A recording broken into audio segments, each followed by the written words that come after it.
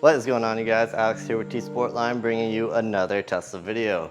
We're here today working on our Tesla Model 3 again, and we've got a set of our gloss carbon fiber mirror covers that we're going to be installing. We're going to be walking you through the process and showing you how to do it yourself. So stay tuned and let's go ahead and get started. All right, so our first step here, as always, is going to be to clean the area we're going to be working on. So make sure to get your mirrors really clean. Make sure there's no bugs or anything else stuck to the mirrors. So we've already cleaned ours, so we're gonna move on to the wax and grease remover. We're gonna take our prep wipe these down, get them clean and prepped and dry, ready to go.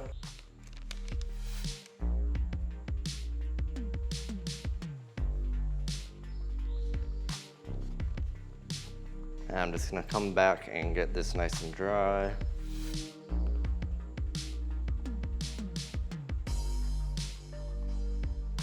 And go ahead and do this on both sides. Now we can just go ahead and, before we peel the tape, just do a test fit of our cap. Make sure everything is good, make sure we're familiar with how it's supposed to fit. So that all looks pretty good. It should just slide right into place like that. All right, now we can come in with our artesian promoter, and we just want to make sure we keep this to where the new mirror cap is going to cover. Now once we've given that a second to dry, we can go ahead and peel our tape, and I'm just going to leave a little tag end on each side. Now we can just slide this down into place like we did during the test fit.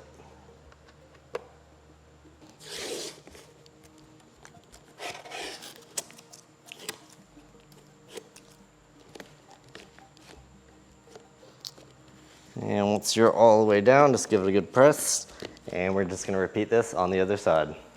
So that does it for us today on our install of the Sportline carbon fiber mirror covers for Tesla Model 3. If you want to check this out for yourself, make sure to head to tsportline.com.